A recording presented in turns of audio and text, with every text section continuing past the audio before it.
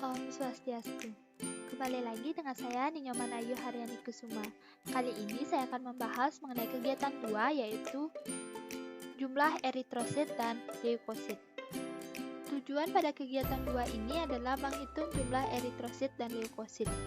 Landasan teori. Eritrosit atau sel darah merah merupakan sel yang berbentuk cakram bikonkav, tidak berinti, berwarna merah karena mengandung hemoglobin. Eritrosit berdiameter 7,5 mikrometer dan tebal 2,0 mikrometer. Jumlah sel darah merah kira-kira 5 juta per milimeter kubik darah pada rata-rata orang dewasa dan berumur 120 hari. Keseimbangan tetap dipertahankan antara kehilangan dan penggantian sel darah setiap hari. Pembentukan sel darah merah dirangsang oleh hormon glikoprotein dan eritroprotein yang dianggap berasal dari ginjal. Leukosit atau sel darah putih memiliki ciri khas sel yang berbeda-beda. Secara umum, leukosit memiliki ukuran lebih besar dari eritrosit, tidak berwarna, dan dapat melakukan pergerakan dengan adanya kaki semu dengan masa hidup 13-20 hari. Terdapat 5 jenis leukosit yaitu neutrofil, eosinofil, basofil, monosit, dan limfosit. Alat dan bahan dalam kegiatan ini yang pertama ada mikroskop, blood lancet, hemositometer, Tolly counter, alkohol 70%, kapas, larutan hayam, larutan truk, asam cuka glasial 3%, dan alkohol 95%. Prosedur kerja dalam menghitung leukosit, yang pertama mengisi pipet leukosit. Langkahnya, basahi ujung jari dengan alkohol 70%, biarkan hingga kering. Kemudian tusuk dengan blood lancet yang sebelumnya sudah disterilisasi. Isap darah yang keluar dari ujung jari menggunakan pipet leukosit sampai pada garis tanda tepat 0,5. Hapuslah kelebihan darah pada ujung pipet. Jika terdapat sepanjang tabung berisi gelembung-gelembung udara, maka segera tiup pangkal pipa atau pipet tersebut. Cuci dengan asam cuka glasial 3%, bilas dengan aquades, serta keringkan dengan alkohol 95%. Ulangi lagi pengisiannya dengan darah yang keluar dari luka tadi. Masukkan pipet tetes yang sudah berisi darah ke dalam larutan truk sambil tetap mempertahankan darah pada garis tanda tadi. Pipet dipegang dengan sudut 45 derajat dengan larutan truk, kemudian menghisap perlahan-lahan sampai tanda 11. Angkatlah pipet dari larutan truk, kemudian tutup ujung pipet dengan ujung jari, lalu tekuk ujung karet pipet penghisap. Kemudian kocok pipet tersebut selama 15-30 menit, kemudian meletakkannya dalam sikap horizontal. Kemudian mengisi kamar hitung. Pertama-tama letakkan kamar hitung yang sudah bersih dengan kaca penutup terpasang mendatar di atas meja mikroskop. Kocok pipet yang sudah diisi selama 2-3 menit terus-menerus. Kemudian buanglah cairan sebanyak 3-4 tetes dan kemudian segeralah sentuhkan ujung pipet tersebut dengan sudut 30 derajat pada permukaan kamar hitung dengan menyinggungkan pinggir kaca penutup. Membiarkan kamar hitung terisi cairan perlahan-lahan dengan daya kapilaritasnya sendiri. Dan biarkan kamar hitung yang sudah berisi cairan tadi selama 2-3 menit agar leukosit-leukosit tersebut tidak mengendap. Kemudian menghitung jumlah sel leukosit. Pertama-tama memakai lensa objek kecil yaitu dengan pembesaran 10 kali.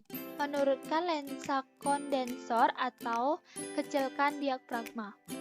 Meja mikroskop harus datar. Kemudian kamar hitung dengan bidang penggarisnya diletakkan di bawah lensa objek dan fokus mikroskop ke arah garis-garis bagi tadi. Dengan sendirinya, leukosit-leukosit akan terlihat dengan jelas. Menghitung semua leukosit pada bidangnya. Untuk menghitungnya bisa dilihat pada gambar kamar hitung. Kemudian, prosedur kerja menghitung eritrosit. Dalam mengisi pipet eritrosit, tindakan sama seperti cara mengisi pipet leukosit. Hanya darah dihisap dengan pipet eritrosit sampai garis tanda 0,5 dan larutan pengencer Hayon ditambahkan sampai garis tanda 101.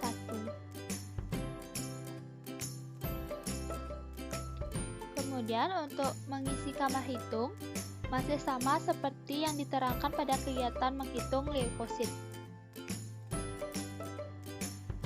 Untuk menghitung jumlah sel eritrosit, pertama-tama turunkan lensa kondensor atau kecilkan diafragma, meja mikroskop arus sikap rata air, kemudian aturlah fokus terlebih dahulu dengan menggunakan lensa objektif kecil 10 kali, kemudian diganti dengan lensa objektif 40 kali sampai garis-garis pada kamar hitung jelas terlihat.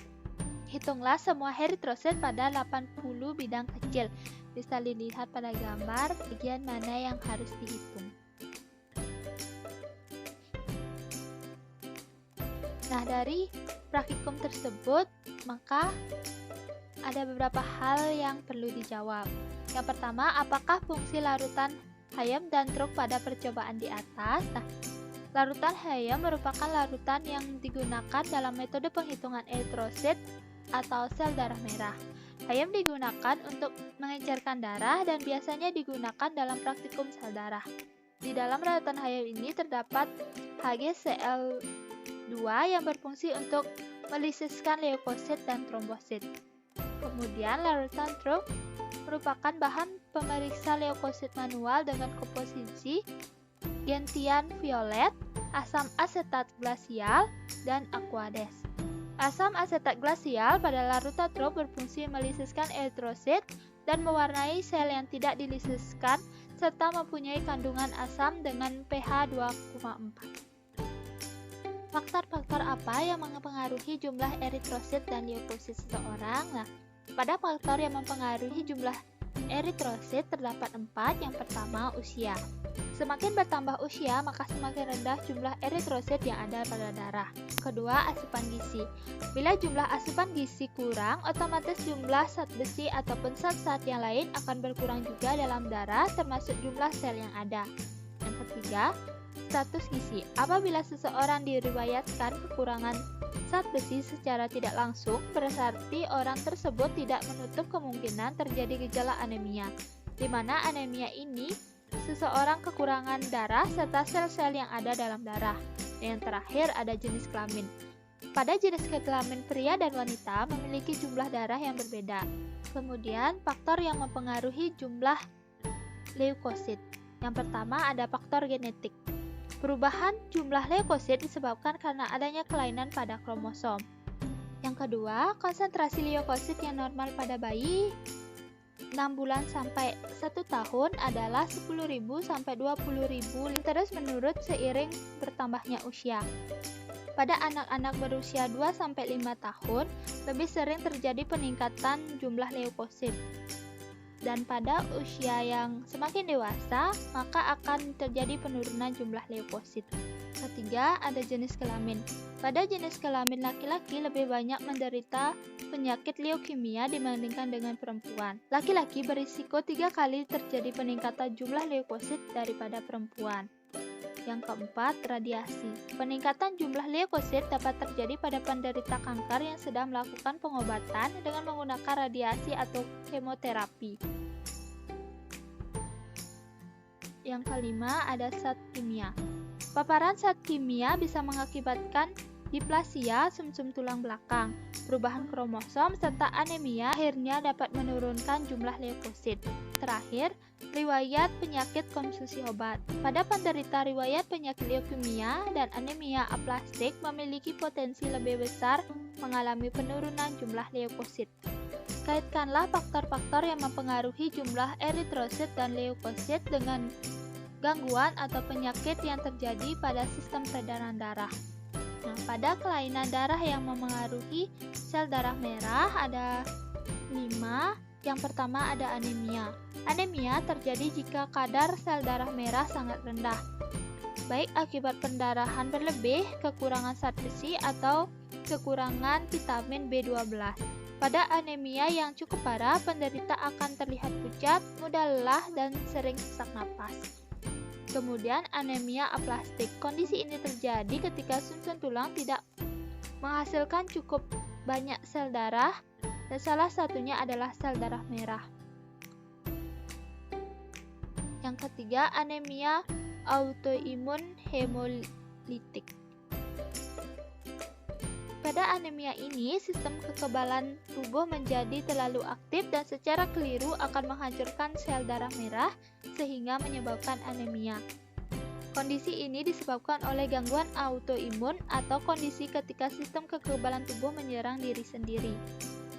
Yang keempat, anemia sel sabit. Anemia sel sabit membuat sel darah merah menjadi lengket dan kaku sehingga menghambat aliran darah.